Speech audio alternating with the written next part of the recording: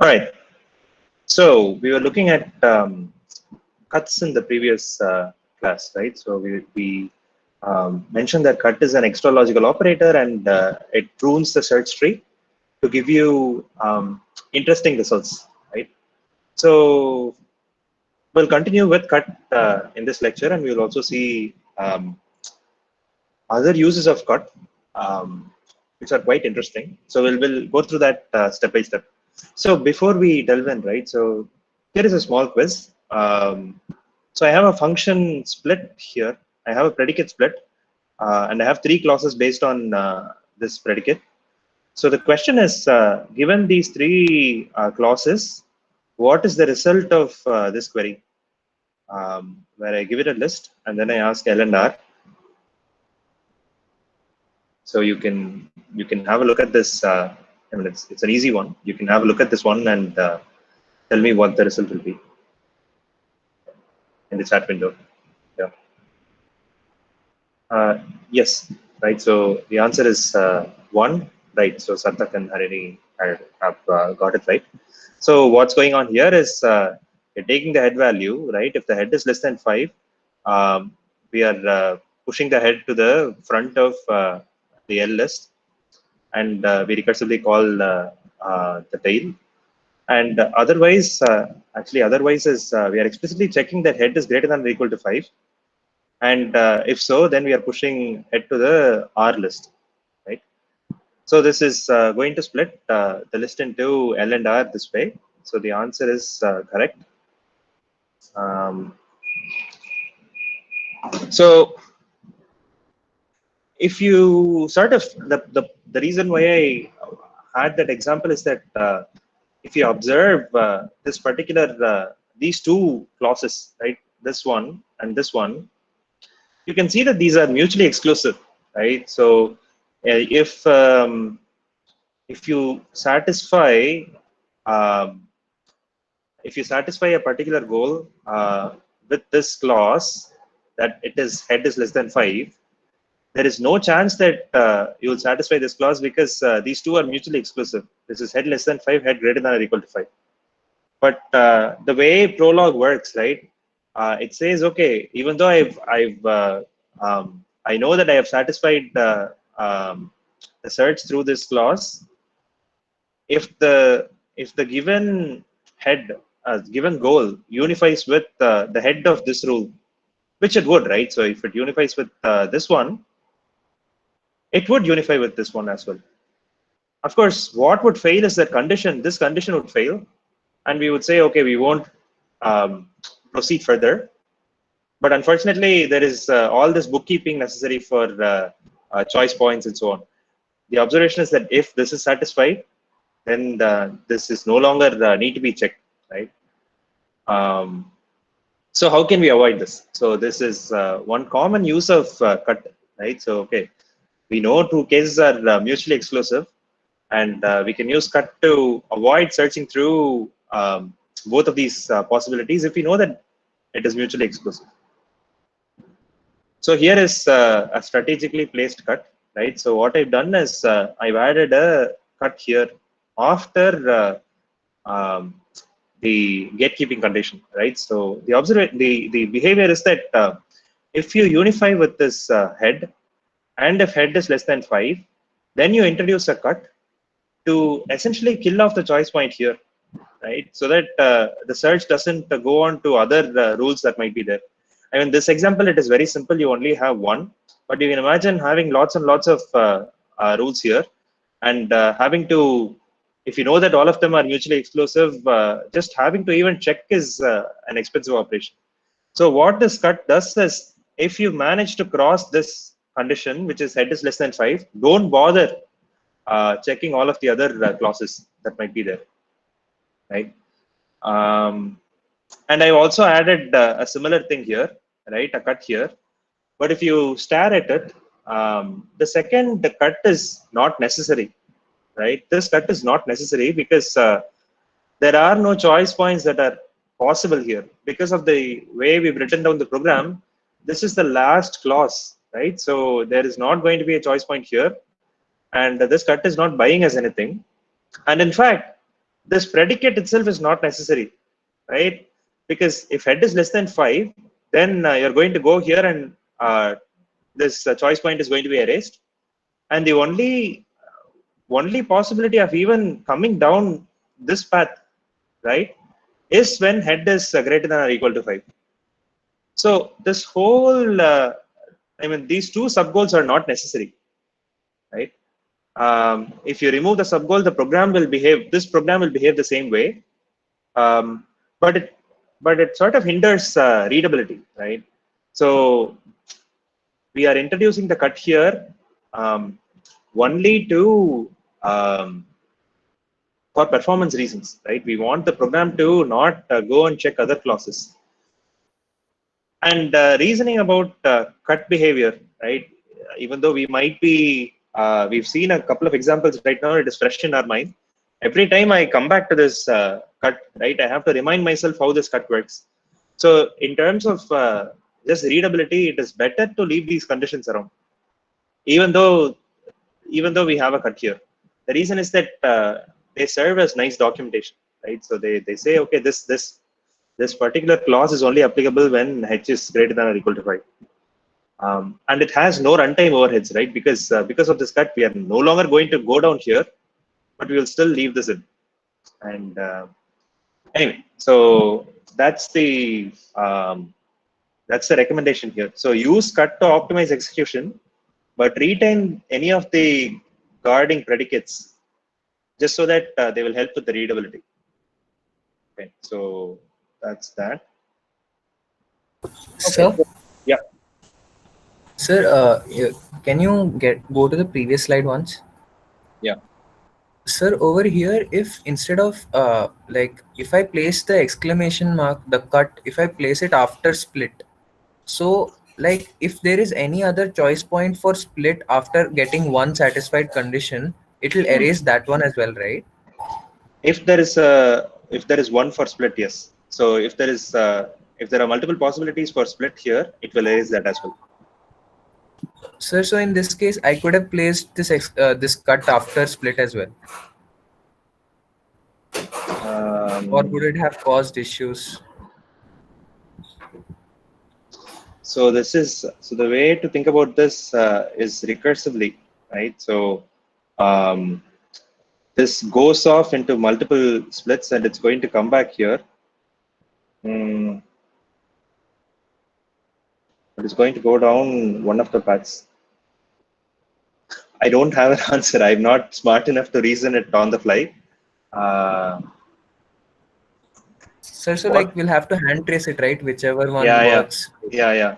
I think it's a cut is not a intuitive operator to understand. Essentially, because it is extra logical, right? You can't use declarative reasoning. You have to use operational reasoning. Um, so yeah. So my answer is we can try it out, right? So let's. This is cut here. Let me. What I'll do is let's go with this, right? So let's keep this implementation. I'm going to restart the kernel so that all of this is erased. Let me make it a little bit bigger. So we have this here. Um, no, sorry, C and V to get this here. Okay, so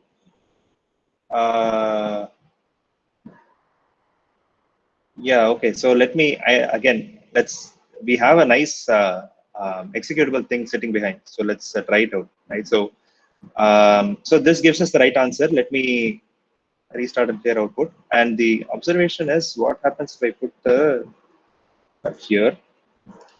Right. It happens to get the correct answer. I think Raghu has intuition why. So it will go through the cut only after split, unifies. Yes. And so it will still be the same. Uh, it appears so. I still don't have a good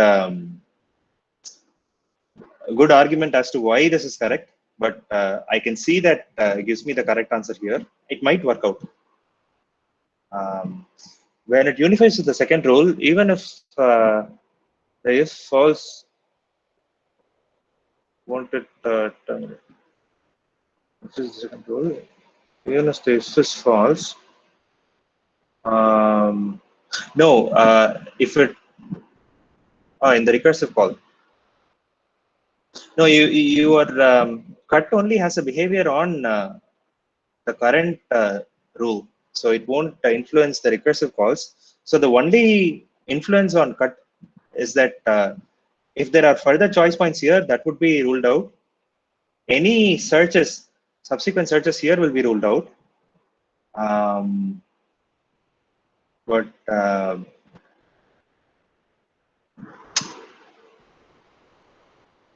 short answer is I don't know. I think you need to trace it by hand, and or trace it in the interpreter. Anyway, I know I'm sort of so we need to be careful with its use. You have to be very careful because of this non-deterministic execution. Sorry, not the strange behavior of eliminating the choice points is going to bring in interesting behaviors. I know I'm sort of skipping this question, but I recommend you to trace it by hand or in SWPL interpreter, right? Because I can't look at this and whatever I say, I don't have a good intuition of whether this is going to give me the right answer or not. So I'll punt this question. Maybe I'll try to go through this and get back with an answer. But what we are in fact going to do is to try to help you understand more of this logically, right? So I'm just going to continue with this lecture. I'll come back to this later. Good question. I think this is precisely the reason why it is difficult, right? Prolog is supposed to be, yeah, you're getting the intuition right. But this is precisely the reason why cut is not a nice operator, right? Because it forces you to think in terms of the actual operational behavior of what Prolog does, right? So in particular, I mean, this nicely leads on to what this quiz is going to be, right? What is the logical meaning of this class, right? So I have two clauses here, right? What is the logical meaning of these clauses? So there are four options here. So which one is the meaning? Yeah, one is the answer, right? So so this is implication this way. So so if C holds, then P holds. If A and B holds, then P holds. And because these two are independent clauses, we have disjunction here, right? Even if so Vishnu has even if the current unification returns false, will Prolog not check other unifications? Yes. So just to complete Vishnu's question, so you need to, in order for cut to have an effect, you need to cross the cut, right? If a unification falls, unification is false, you are not able to unify, and you have a cut after that particular goal which doesn't unify, then the cut will have no effect because you haven't crossed the cut. Cut will only take an effect if that preceding sub goal unifies. So you sort of have to think about cut as just another sub goal, right? So we do SLD resolution. So this has to unify and then we cross the cut, right? So that's the way you have to think about it. If this doesn't unify at all, then cut will have no behavior, right? So that's the answer to what Vishnu's. I mean, the goal with the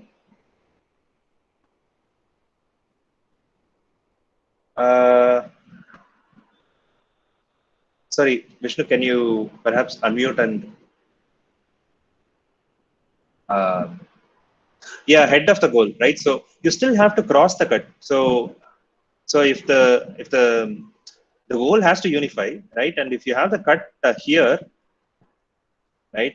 The first thing you do is cross the cut. So either all of the choice points are ruled out, right? And if you have the cut anywhere else, then you have to cross the cut to have an effect on the head of the rule.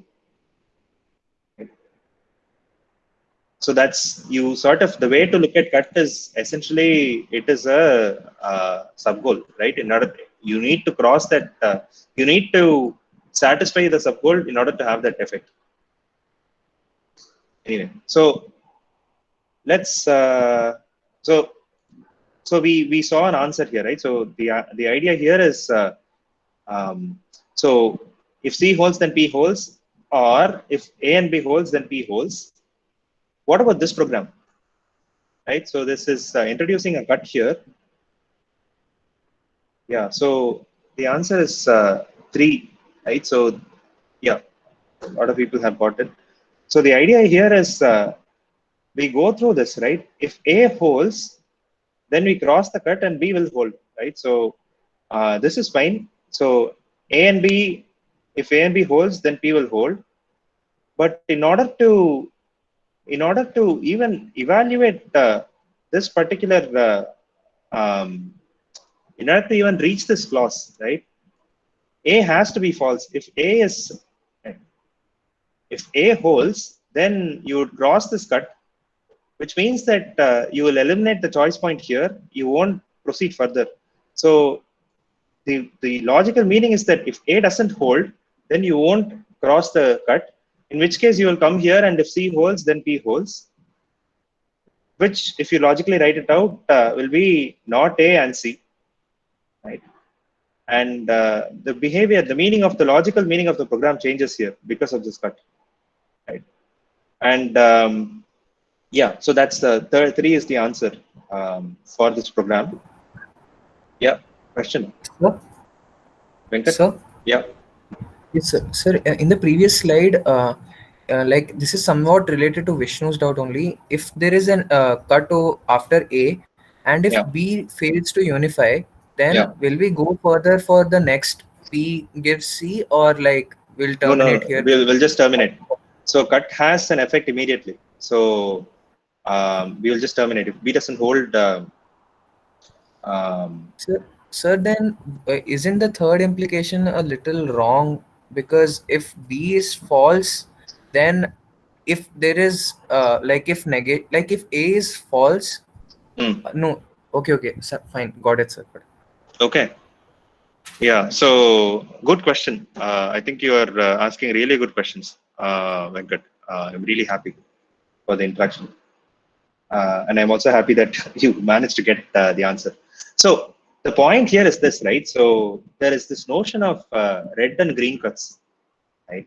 So the example that we just saw is an example of red cut because the introduction of the cut changes the logical meaning of the program, right? So this is known as a red cut. And when we used cuts here in this split program, we were not changing the logical meaning. We were just making the program faster, right? So we call this a green cut. Even though we eliminate choice points, the result that is produced by this program is the same. So that is red and green cuts. So here is another example that uses cuts, right? So remove stutter we implemented in OCaml, right? So this is the same implementation here. So the idea is that if you have successive repeated same elements, you will retain one of them. So if you have an empty list, then removing stutters from an empty list is empty list. And similarly for singleton list, it is singleton list, right? And if the head of the given list contains, the prefix of the given list contains 2 repeated elements, I'm using the same variable here, so they must unify. In which case, what we say is the result is going to be L if removing stutter from just keeping one of the heads and the rest of the tail is going to be L. And in particular, we have this cut here, right? So the idea is that if you happen to unify with this head, then we won't go further. Why is it the case? Why have you written it that way? Because I am writing x and y as different variables here, and the intention that I have is that x and y are distinct ones, right? And the way that is even expressed is that if they are the same, they would have been unified here, and this option would be cut. If they are not the same, then I would come here, then X and Y would be distinct, right? If X and Y are distinct, X must appear in the result list, right? Where L is defined as removing stutter from the list with Y as the head and T as the tail, right? So I'm sort of encoding the fact that these two are different by strategically placing this cut here. Does everyone get what's going on here? This is yeah, okay, good. So yeah, so this is quite useful, right? Is there any way to cut in the first two clauses? You can write it like this, right? Yeah, I think this is fine. But I think, yeah. Sir, is there a way to write not equal to explicitly without using cuts? This is exactly where I'm heading to. So all of these properties, right? Not equal. Actually, not equal to. You have to be careful, right? I think what you mean here is capital X not equal to capital Y, where your the not equality is don't unify, right? Um, so we are not talking about equality in the usual sense. When I write equality, I mean unification. Sarthak, what I think you mean is these two things are different, right? And that is precisely where I am going to head to. It turns out that you will have to use cut in order to encode all those interesting properties, which is what we are going to see next. You can use it. Again, this is precisely not is in fact implemented with cut. You're sort of looking through. So negation is in fact implemented with cut in Prolog. So we'll see all of that. Anyway, so here is an example which removes the stutter. So the same, this is what Harini has written down, right? So you can write the same example here as not X equals Y, right? This has the same behavior. So I've dropped the cut from here, and instead what I've done is I have not X equals Y here, right? This works as expected, but this not should ring bells in your head, right? We said all this thing about definite clauses and not having negation and not being able to express negative information, having a model and all of this. And then I suddenly introduce a not, right? This is quite strange. If there was a not, why did I bother even explaining all of that earlier? Was I just, what is happening here, right? All of those questions should come in your mind. The question you want to ask is, what is the relationship between cut and negation? Because we are using cut in the first example and then replacing that with a negation. They seem to be related somehow, right? Again, this is what I mentioned earlier. So if you are using negation, if negation is a primitive operation at the same level as conjunction and disjunction, then we are not talking definite clauses here. So something else is going on here, right? And what is that? So again, we will slowly build up to that. So what does this program do? So there is a single clause and there is a single query. 4 options here.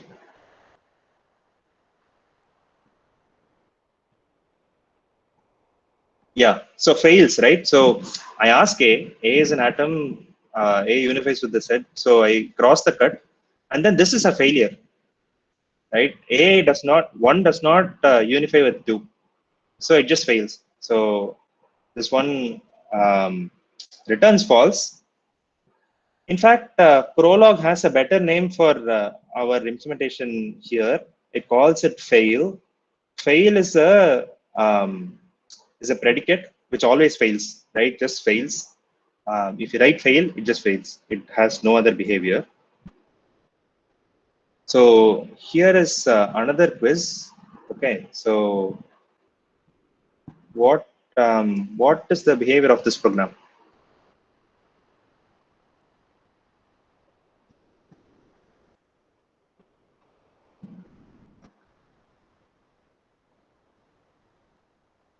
Yeah, 3 is the answer, right? So um, if A and A unify, then we cross the cut and then we fail. So we don't explore the second option. If A and A does not unify, then we go here, and this unifies all the time, right? Underscore, underscore, underscore unifies with anything. So this is the answer to the question that Sarthak had asked earlier. So this is how you would implement. So you can rename A, and Prolog in fact has a better name for it. It's called is different, right? So the idea is that these two terms are going to be different terms. So it holds when the given two terms, the arguments for is different, do not unify. Okay, so that is fine. So now what I've done here is, okay. So all I've done here is I've just written down, I renamed that A clause with is different just to show that it works, right? So if you ask is different m comma n is different. So it returns true. But if you give m comma m, it returns false, right? So this is what all of you had mentioned earlier, right? So that's fine. So again, if you happen to use fail and is different as if you happen to read them logically, right, as in their logical meaning, they are going to behave weirdly. I don't have examples here, but keep in mind that these happen to be implemented with cuts, right? So whatever the behavior of cuts they have, that is the behavior that you will have with fail and is different. um, these don't have a purely logical meaning because we happen to implement them with cuts.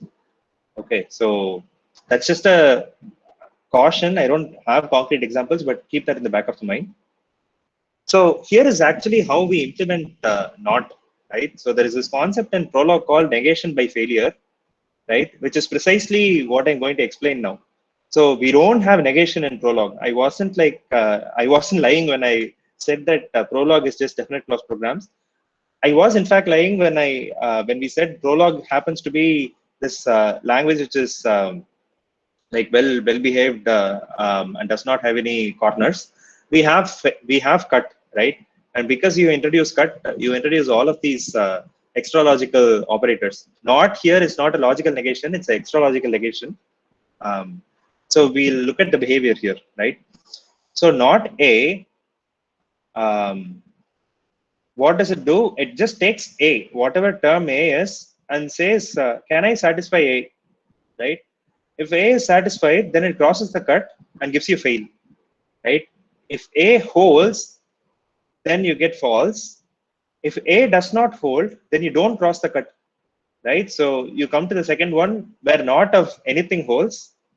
So only if A does not hold do you actually return true, right? So this is precisely the implementation of negation. And this is built-in operator in Prolog, but it's implemented this way. So if you ask not 1 equals 2, it will return true, and 1 equals 1 will return false. Right. So this is how we've implemented negation. Yeah, and Prolog also has this syntax for negation. I think we will use it exactly once in the example, but you might as well have replaced that with a not there. And the syntax is going to be backslash plus. And this is hard enough to remember that I won't possibly ask you what is the syntax or anything. But just keep in mind that there is a backslash plus in some programs. If you happen to read some programs elsewhere in Prolog, if they use backslash plus, that really means not. Okay. Any questions on this so far?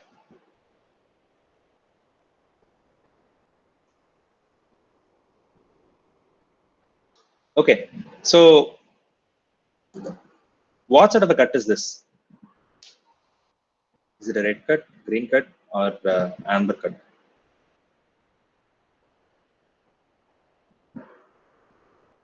Yeah, red, right? So because it changes the meaning of the program. So the way you have to answer this question is, if I removed that cut, right, the program should behave the same way. It doesn't here, right? If I remove the cut, it always fails. Actually, it doesn't always fail. It changes the behavior of the program. It always holds, right? Because if this fails, then you'll always come back to the second one. So that's a red cut. Okay. First rule will always fail and the second rule will always succeed. Yeah, that's what is going to happen if you remove the cut. So if I ask you, right, in the exam, I might have, I mean, this is an easy question for me to ask. I will just ask you, is this a red cut or a green cut? The way you have to think about that question is, if I remove the cut, right, does the program behave the same way? If it doesn't, then it's a red cut. Okay, so one thing that you have to keep in mind is that we have this closed world assumption, right? Prolog only knows and answers questions based on the facts that you feed it. It doesn't know anything about things that are outside of this closed world. So negation is sort of a weird thing here in a closed world assumption, because when you negate a closed world thing, you are you are opening the world, right? We'll see what that thing is. Um, it can behave very strangely, is what I want to show you. So here is a simple example, right? This is not meant to be. Is there a question? No. Okay. So I'll Sir, just search. Yeah. sir, I had a question in the previous slides. Yeah. Like it's a little bit basic. It's like Yeah. when I have 1 equal to 2, like Yeah. it itself is a Prolog is trying to unify 1 with 2 and it will fail, Yeah. right? Yeah. So when I'm trying to unify A with 1 equal to 2, I'm trying to unify it with a unification. I mean, Yeah. Prologue. You did. You have sort of observed a nice thing here. Prologue has this. Um, Prologue doesn't distinguish Prologue terms from other compound terms, right? So what I'm actually here doing here is I'm taking this 1 equals 2, right? And I'm actually using that as a argument here, which applies 1 equals 2 here. It's substituting here. This is, you correctly observe that something weird is going on, right? Um, and it is a little bit weird when you look at these sort of instances where the argument is actually put in the place of an actual goal. Prolog is doing what is known as meta programming. Um, it is manipulating Prolog terms. So you take this Prolog term and actually substituting that here. The way to understand the meaning of this is, if you take 1 comma 2, right, and you replace it here, that's the meaning of the program that's going on here.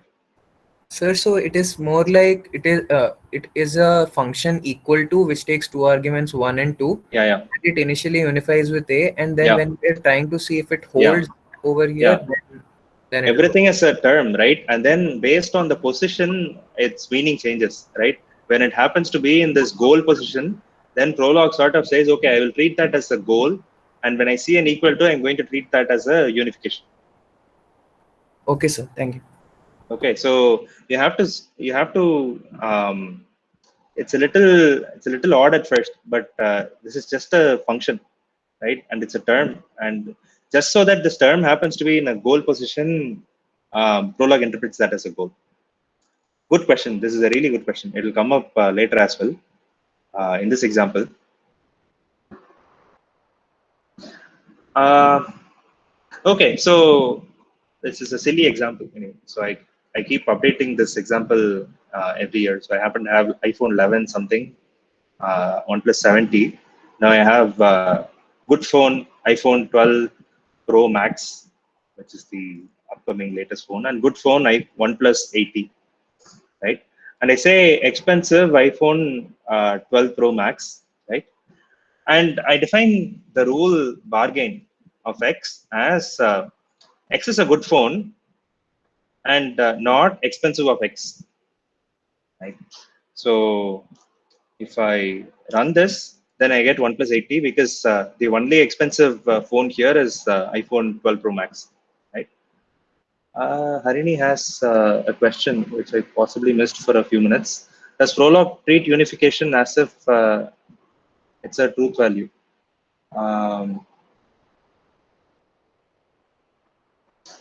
Unification. So if you have x equals y, it is sort of treated as a goal, right? Can I? Yeah, I mean, it means it's sort of you have to sort of ask what the truth value in Prolog is. The way I would see it is if a unification, whether that particular unification can be satisfied or not, right? The goal can be satisfied is what, in the context of trying to unify 1 equals 2, um, Prolog is sort of treating that as a goal, right? Can I satisfy 1 equals 2? Is that satisfiable, right? 1 equals 2 is not satisfiable. That unification does not go through. So it is a failure there. That's the way it's sort of looking at these things. Right? Okay, so I'll keep proceeding. So we have this answer here. It says 1 plus 80 is a bargain. So what I'll try to do is I will switch the order in which these sub goals are written down. Right? All I'm saying is I define everything as 2. Bargain 2 of x holds if not of expensive 2 of x holds, right? And good phone 2 of x holds. Right? You would expect if not were just a logical operator, this shouldn't make a difference, right? You know this is conjunction. Comma is a conjunction. So P and not Q is the same as not Q and P. But if you ask Prolog the answer here, it returns false. Observe that it returned the correct answer here, and just by reordering these goals, I got a false, right? And in order to know what is happening here, we'd like to trace through it, right? So I've expanded the definition of negation here. Not, I've just written it down. So what happens when you have bargain 2 of x is um, it goes through here. X is an existential variable, right? And it goes to not. We say expensive of x, right? And expense. So we have a not here, and this whole thing is just a function term at that point. So you take that here, you apply it here. What we are looking for is an expensive 2 of x. Expensive 2 of x. There is a fact that satisfies expensive 2 of x, right? So which is this fact. So you cross this and fail, right? And now you're no longer going to explore the subsequent option here, right? And not has failed. And now Prolog just comes out and saying, it's, I can't find an answer here, right? Because of this behavior of cut here, which prunes out the failure here, right? And this is still a bit unclear what is happening. And one way to make this clear is you sort of imagine what is the logical reading of um, this expensive x, right? When I have the query expensive x, I'm asking for some x. There exists some x that satisfies expensive 2 of x, right? So that is really these are existential variables, right? When I just query for x here, expensive 2x here, I am looking for a satisfying assignment for x. So when I wrap this in not, what is happening here is I have a negation of there exists an x, expensive 2 of x, which is the same as for all x, there does not exist an expensive 2 of x, right? So hence the rule, the way you have to sort of read this rule now, because of the way we've encoded negation, is that this particular rule will only succeed if there are no expensive phones, right? Which is not our intention. So this one only succeeds if there does not exist for all x, there does not exist a expensive 2 of x. None of the phones are expensive, right? This is not our intention here. Our intention actually was to find the good phone, which is not expensive. And here, because of the way we've used it in this way, things go wrong. But why does it work when you actually have them in the other order? Because because because we don't have, so x happens to be a ground variable at that point, right? When you when you look at the original example, so the way it works is it first matches with good phone, right? Finds an assignment for good phone. X happens to be iPhone 12 Pro Max, right? And we are asking for not expensive iPhone 12 Pro Max. That fails, that is fine, right? But then there is an option here, right? Here, we have a cut within not that only has effect on the not. This doesn't have effect on the second option for good phone, which now comes back and says good phone of 1 plus 80. And I'm saying not expensive of 1 plus 80, which is true, right? I can't satisfy that goal. So this one returns true, and I get the result out as 1 plus 80. And I mean, this gets really complicated, right? So the recommendation is don't use not when t is not ground, right? T might be some term, right? And when you come to that goal, all of the variables in t should be ground. If all of the variables are ground, then you won't have any weird behaviors. Otherwise, you will have this weird behavior that we observe here.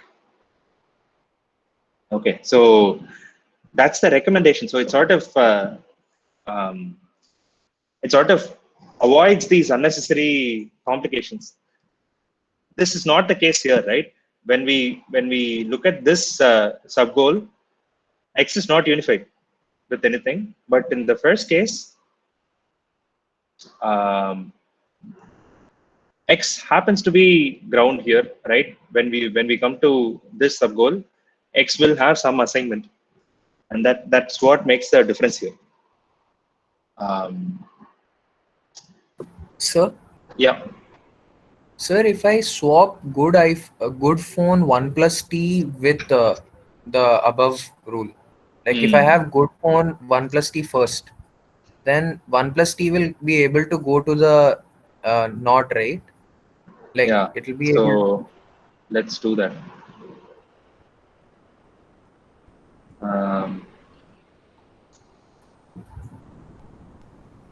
Let me restart the kernel. Restart it.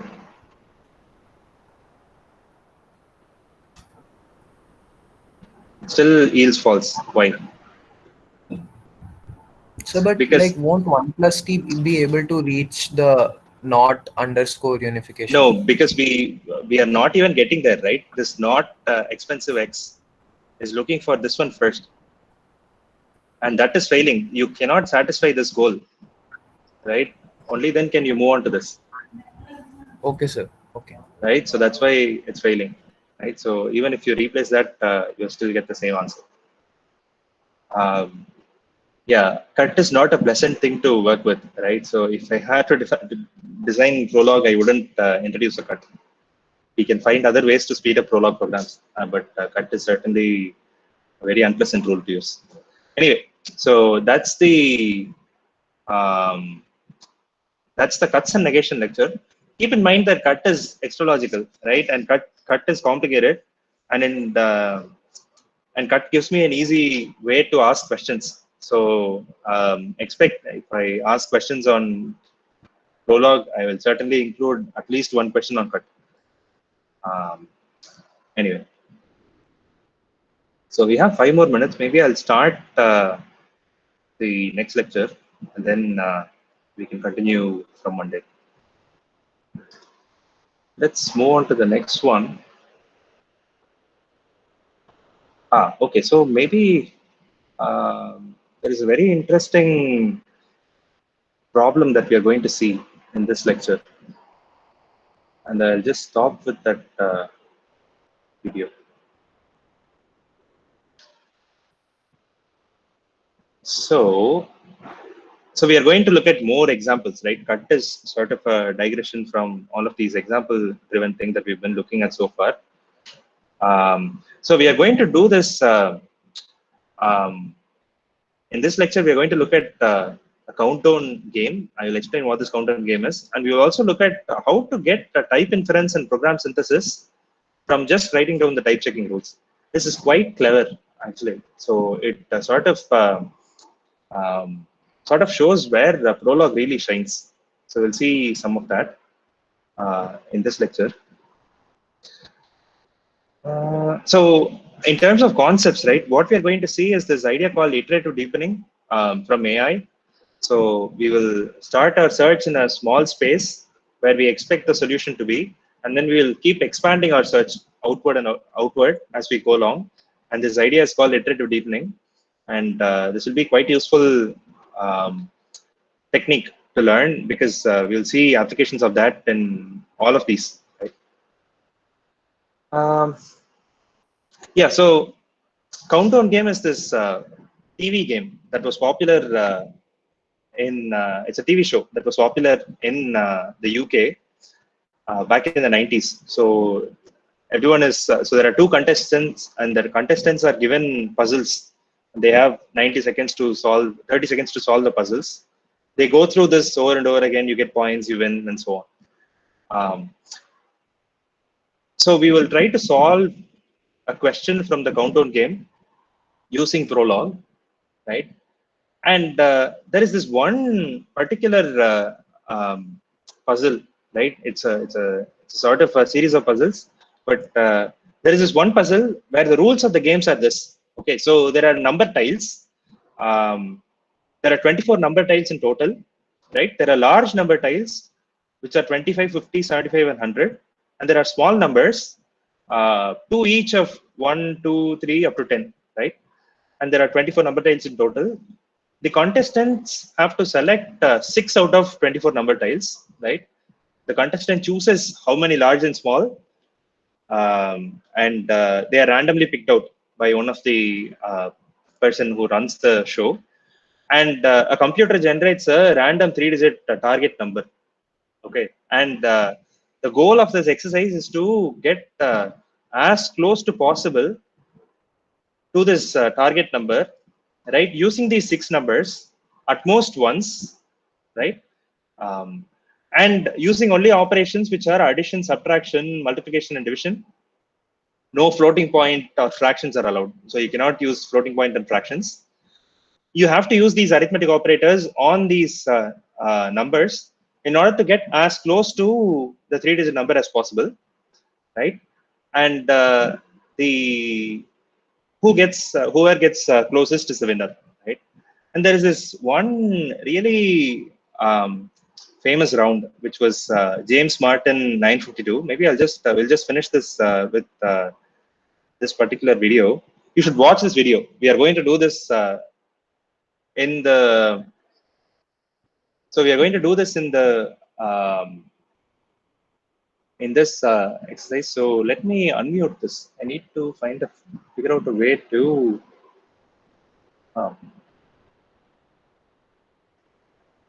Link your main screen. Okay.